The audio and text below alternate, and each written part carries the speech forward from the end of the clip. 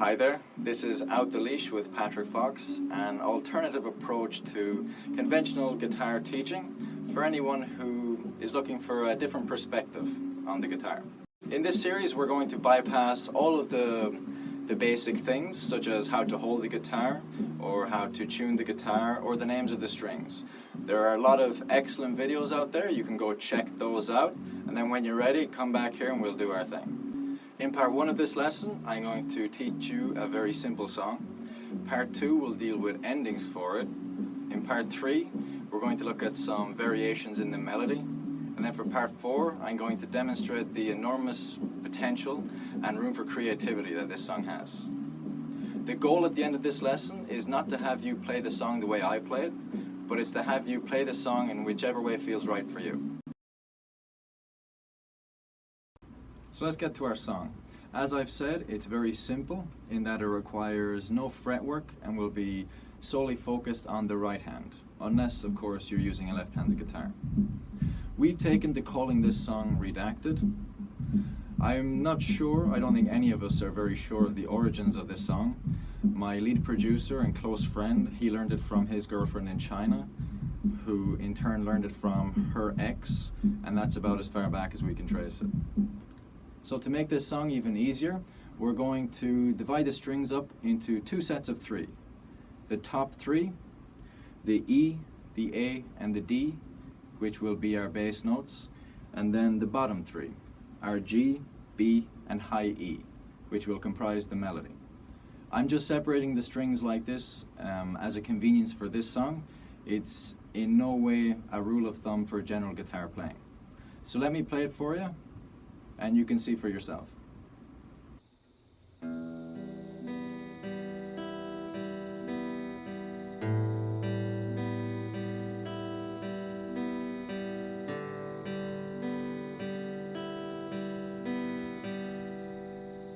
It's a nice little melody, and there's a lot we're going to do with it. So let me break it down and we can play it together.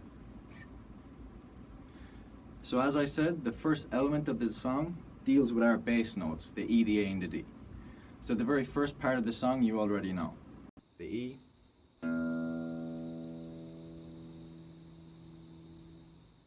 the A, and the D.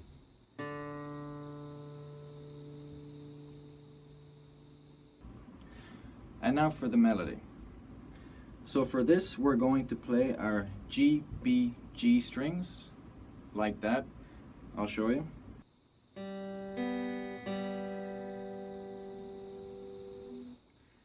Then we're going to add our high E string and come back to the G, B, G, like this.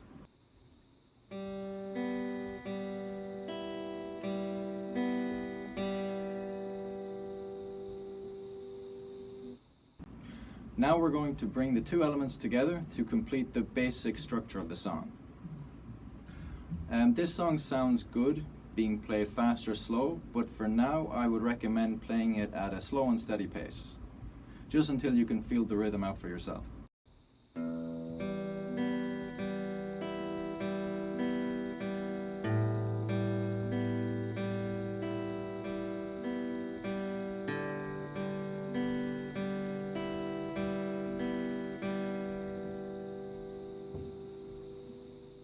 So that's it. To keep playing, just return to that low E and cycle through it as often as you like. Next, we're going to look at some endings. I'm going to give you 2 endings that you can apply to this song. The very first ending, it finishes on the note that we began with, which in this case is the low E. And that's a very common thing in most music, to finish on the very first note that you started with. It gives a nice resolve to it and gives it a good rounding effect. So let me play that for you now, and we'll finish on the low E string this time.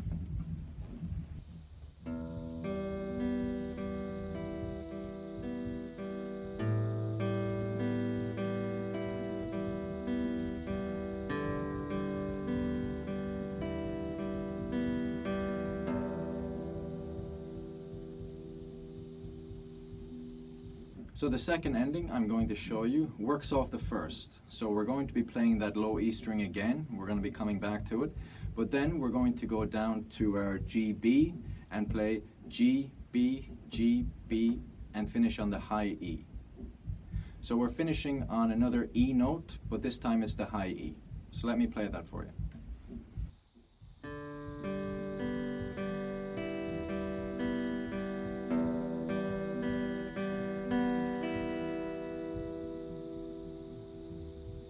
So as you can see, as we built up to that high E, it gave a nice ring to it.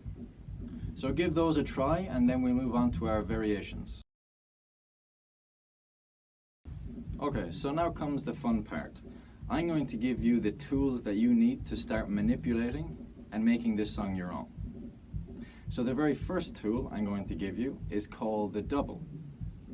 So after you play the bass note and the melody, just return to that same bass note and do it again. It's very easy, I'll show you.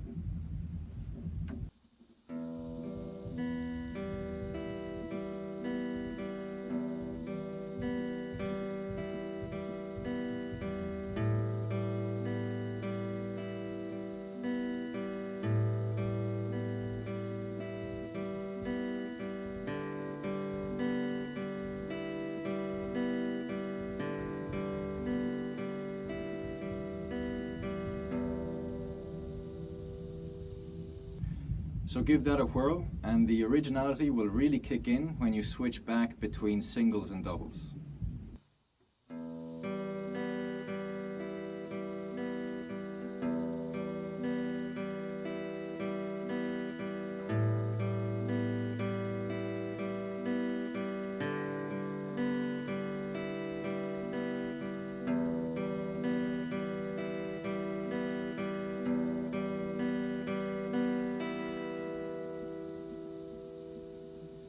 So the second tool we're going to look at is what we're going to call the GB shuffle, which is essentially playing the G and B strings without adding that high E like we did last time. So it's like this.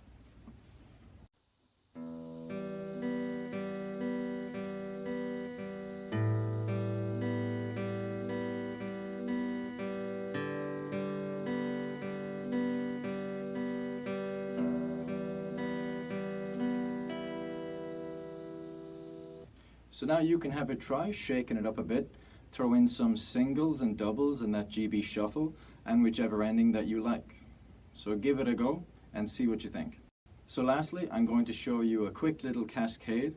It starts off with our G, B, G, then we go quickly to E, B, G, and then return to B, G.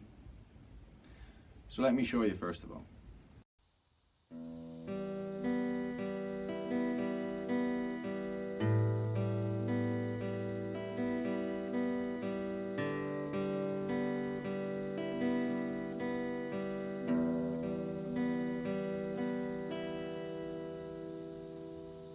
Now add all these elements together. You don't need to rush. Take your time, establish your rhythm, and remember it's all about just what feels right and good for you. And for the last part of this lesson, I'm going to demonstrate using the tools that we've learned in this lesson, just some of the possibilities that are now open to you. And also just show you some other things that hopefully will inspire you.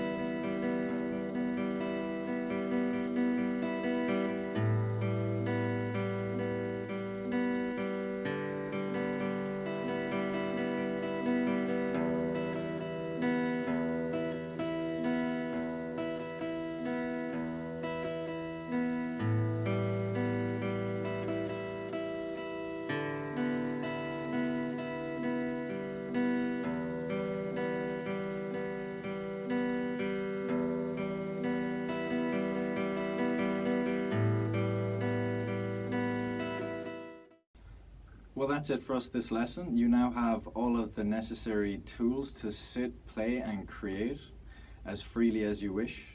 If I may have one humble request, it would be to post your response videos of what you can do with that song.